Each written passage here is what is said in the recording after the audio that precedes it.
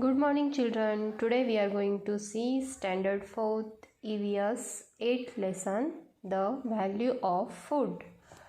The value of food means अन्नाचे महत्त्व, अन्नाची किंमत. Okay, let's start. Arjun and Varsha are brother and sister.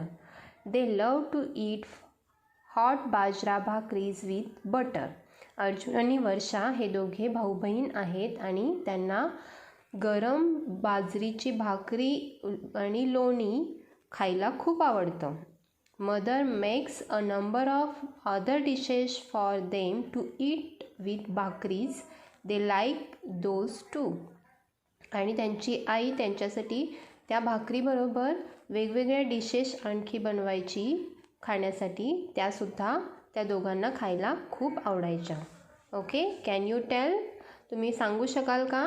What could be those dishes that mother makes to go with bhakris. आता त्यांची आई त्यांच्यासाठी भाकरीबरोबर खाण्यासाठी वेगवेगळ्या दुसऱ्या कोणत्या डिशेस बनवत असेल? सांगू शकाल काय? म्हणजे भाजी असो, चटणी, लोणचं काही असेल, वेगवेगळे पदार्थ दुसरे कोणते बनवत असणार? What are those dishes made from. आणि त्या डिशेस कशापासून बनलेल्या असणार? ओके, हे आपल्याला आता पाहायचं आहे. In Varsha and Arjun's home they use lot of other food stuff. Varsha आणि अर्जुनच्या घरी वेगवेगळे अन्न म्हणजे पदार्थ बनवले जायचे. ते पदार्थ बनवण्यासाठी वेगवेगळे अन्न घटक, फूड स्टफ्स मीन्स अन्न घटक वापरले जायचे. From where are they obtain. आता हे अन्न घटक कुठून मिळत असतील आपल्याला किंवा कुठून मिळतात ते आता आपण पाहूया.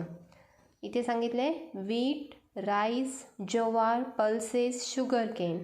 वीट म्हणजे गहू, तांदूळ, ज्वारी, कडधान्य आणि ऊस हे आपल्याला कुठून मिळतात? ही सगळी हे सगळे अन्न घटक कुठून मिळतात आपल्याला? तर हे सर्व शेतातून मिळतात. फ्रॉम फार्ममधून हे आपल्याला मिळतात. करवंद, जामून, बोर, हनी. आता करवंद, जामून, बोर हे आपल्याला कुठून मिळतात? हे फॉरेस्टमधून मिळतात, म्हणजे जंगलातून आपल्याला मिळतात. आणि हनी ही हनी बीजपासून म्हणजे मधमाशीपासून आपल्याला मध मिळते. Salt water fish and salt. Salt water fish म्हणजे खारे पाण्यात मिळणारा मासा, खारा मासा. आणि सॉल्ट हे मीठ हे आपल्याला कुठून मिळतं? सीमधून म्हणजे समुद्रातून आपल्याला हे मिळतं.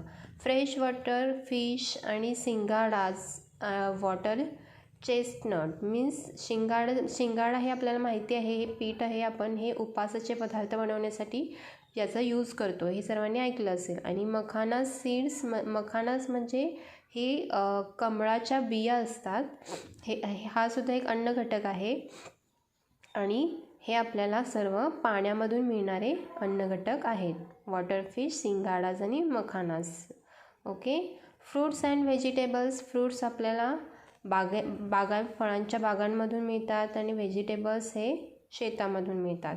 आणि मीट अँड एग्स हे प्राण्यांपासून मिळते. ओके, असे हे वेगवेगळे अन्न घटक आपल्याला वेगवेगळ्या ठिकाणांपासून उपलब्ध होतात आणि मिळतात. Often when serving Varsha and Arjun a meal, mother says, take only as much as you want, food shouldn't get wasted. नेहमी वर्षा आणि अर्जुनच्या जेवणावेळी त्यांची आई त्यांना काय सांगायची की तुम्हाला जितकं लागेल तितकंच ताटामध्ये घ्या. अन्न वाया जाऊ देऊ नका, हे नेहमी त्यांची आई सांगायची. One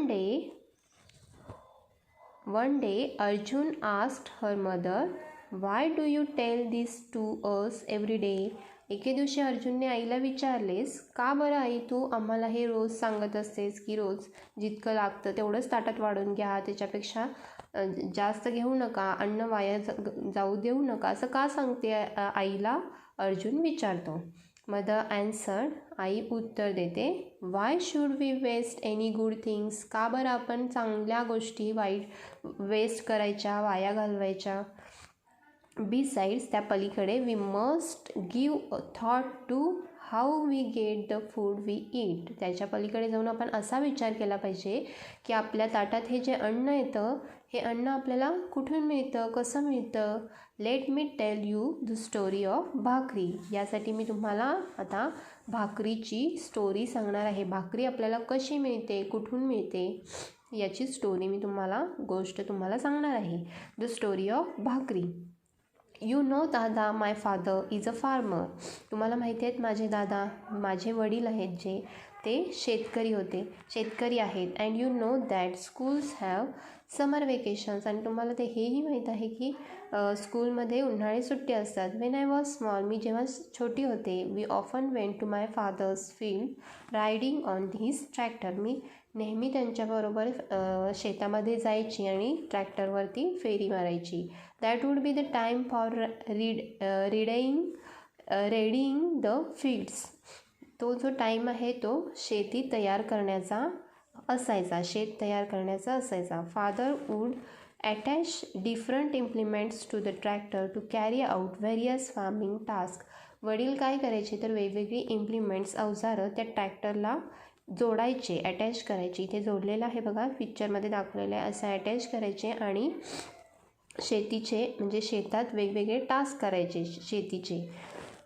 first he would plough the field and then, पहिल्यांदा ते प्लॉ म्हणजे नांगरणी करायचे, ते शेत नांगरायचे. Crush the lumps of soil, त्यानंतर मातीचे ढिगारे जे बनलेले असायचे, गट्टू असे बनलेले असायचे, ते क्रश करायचे म्हणजे फोडून ते प्लेन बनवायचे. Finally he would level the field to make it ready for soil. त्यानंतर ते शेत प्लेन करून जमीन प्लेन लेवलला करून मग ती पेरणीसाठी तयार करून ठेवायचे. ओके, इथे पिक्चर दाखवलेलं आहे. A tractor being used for farm work. हे ट्रॅक्टर कसा यूज केला जातो शेतीमध्ये हेचं चित्र दाखवलेलं आहे. Next, the pre monsoon showers would make the hot soil humid. Pre monsoon म्हणजे पहिला जो पाऊस पडायचा तो त्यामुळं काय व्हायचं तर जमीन सॉईल माती काय व्हायची, ह्युमिड म्हणजे दमट व्हायची, ओलसर व्हायची. That was the time father would sow bajra. आणि त्याच टायमिंगला वडील काय करायचे, बाजरी पेरायचे. Within some days the bajra seeds sprout and seedlings are seen above the ground. आणि काही दिवसांमध्येच बाजराचे जे बिया आहेत त्यांना अंकुर फुटायचे आणि ते जमिनीच्या वरती दिसायची. इथे पिक्चर दाखवलेला आहे. Seedling growing in the field. शेतामध्ये हे अंकुर फुटायचे अशा पद्धतीनं बाजरा सीड्सना. Along with the bajra weeds are also flourish but they have to be removed. आता हे बाजरा सीड्स यायचेच, त्याबरोबरच त्याच्या बाजूने वीड्स म्हणजे बाजूनं तणसुद्धा उगवायचं. फ्लरिश्ड मीन्स उगवणे, तण म्हणजे नको असलेले गवतसुद्धा उगवायचे. But they have to be remove, पण ते काढून टाकावं लागायचं. My father would employ labourers to do that. आणि हे कट करण्यासाठी, तण काढण्यासाठी माझे वडील काही कामगार वर्कर्स लावायचे. The labourers have to be paid. आणि ते त्यांना पैसे द्यायचे त्या कामाच्या मोबदल्यात.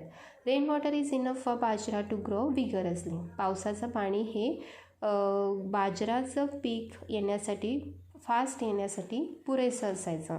After a while years of bajra appear on everyday stock. काही वेळानंतर बाजरा चे जे बोंड असायचे ते सगळीकडे दिसायचे. The grain forms and years grow Fuller. आणि त्याच्यामध्ये धान्य यायचं, त्या बाजराच्या बोंडमध्ये धान्य यायला तयार व्हायला सुरुवात व्हायची. As the grains grow. आणि ते धान्य जसं वाढायचं, birds come in flocks to eat.